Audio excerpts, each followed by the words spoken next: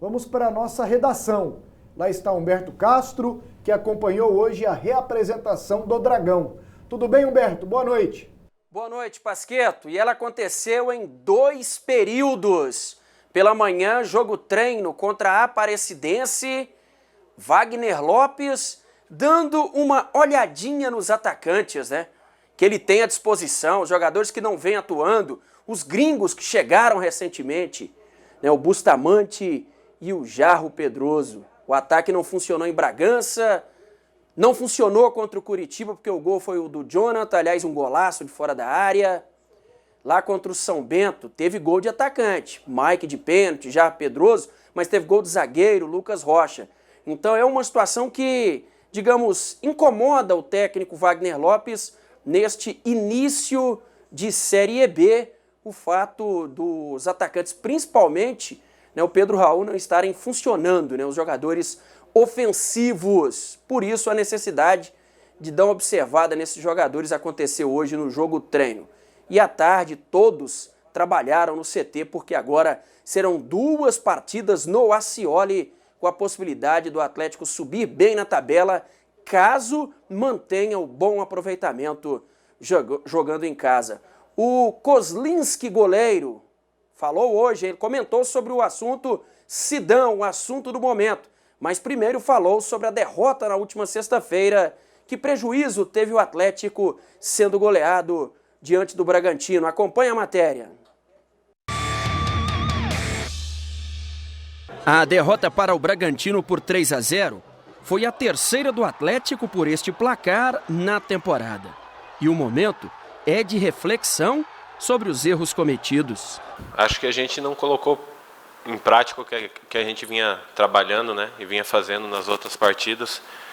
Tem dias que as coisas não acontecem, claro que não podemos pôr a culpa nisso, temos que rever os lances, rever o jogo, saber onde a gente errou, para poder consertar e melhorar para a sequência, porque com o futebol que a gente apresentou sexta-feira não condiz com a qualidade da nossa equipe e também não condiz com o que a gente quer buscar dentro da competição. O Atlético caiu para a 9ª posição após uma rodada com muitos empates sem gols. É um campeonato muito equilibrado e por conta desse equilíbrio a gente imagina que a pontuação tanto para subir vai ser um pouco mais baixa que nos anos anteriores e para livrar do rebaixamento acredito que possa ser um pouco mais alta também. Mas agora o Dragão vir na tabela.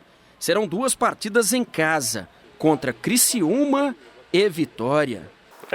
Não falo pelas equipes, né? Eu falo pelo fator casa. Ter 2 jogos dentro de casa em sequência nos dá uma possibilidade muito grande de poder conseguir 2 vitórias seguidas. É o que a gente vem trabalhando e falando que a gente precisa buscar, né? De goleiro para goleiro, Kozlinski saiu em defesa de Sidão, após o troféu de craque do jogo, mesmo tendo falhado na derrota do Vasco, por 3-0 para o Santos. Realmente muito triste, né? Um assunto que a gente nem devia estar comentando, nem devia ter acontecido, né? Acredito que a votação em massa para, em termos, sacanear o Sidão, representa bem o que o nosso país está passando hoje, né? A gente tem que ter mais empatia, se colocar no lugar do próximo. Acho que ninguém queria passar por uma situação dessa. E o Sidão, vocês puderam acompanhar aqui no Goiás também, um cara super do bem, super profissional. Tanto que não faltou com educação na hora de receber o prêmio, que ele sabia que né, estava sendo uma sacanagem ali, tanto a repórter ficou sem graça. Acredito que coisas como essa não deveriam acontecer. Kozlinski recentemente enfrentou o Sidão aqui no Campeonato Goiano, lamentando o episódio de ontem. Portanto, 2 jogos em casa o Atlético terá na sequência. Tem jogo agora à noite que pode mexer também com a posição do Dragão na tabela de classificação. É com você, o Wendel Pasquetto. Tá legal, Humberto Castro, muito obrigado. Falou conosco aqui sobre as coisas do Atlético.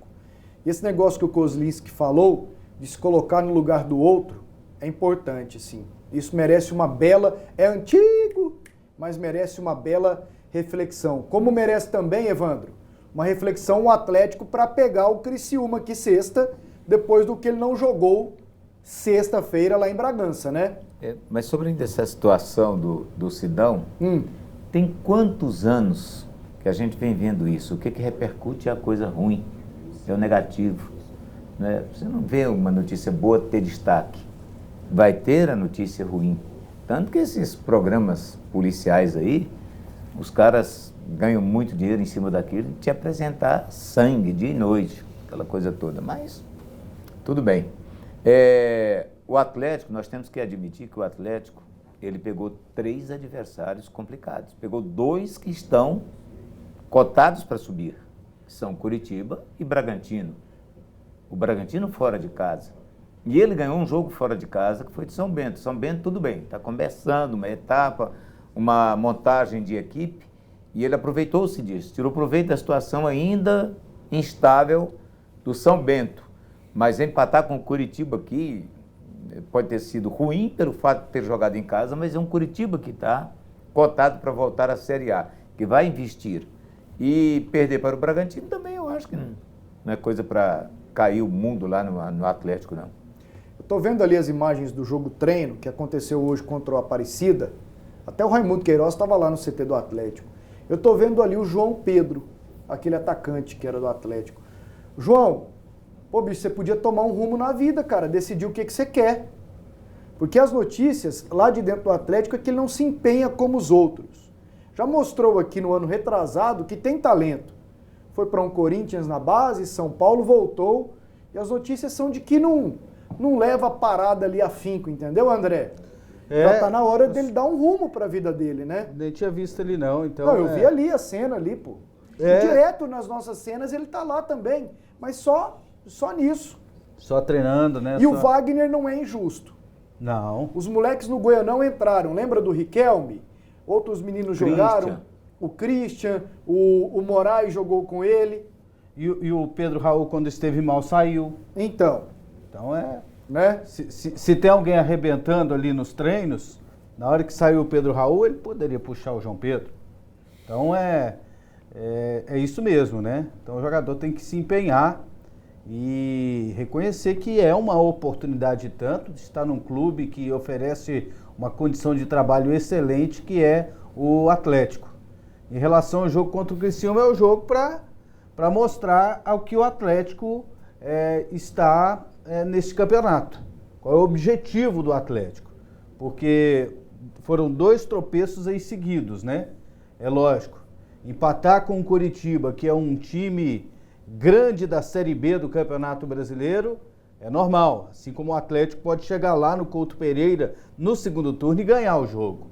Perder para o Bragantino lá em Bragança Paulista vai ser uma situação normal para os times que forem lá no interior de São Paulo. Pelo jeito, eles se adaptaram rápido ao novo mando de campo. E até estão gostando mais do que quando jogavam em Campinas com o RB Brasil, porque lá estão tendo torcida.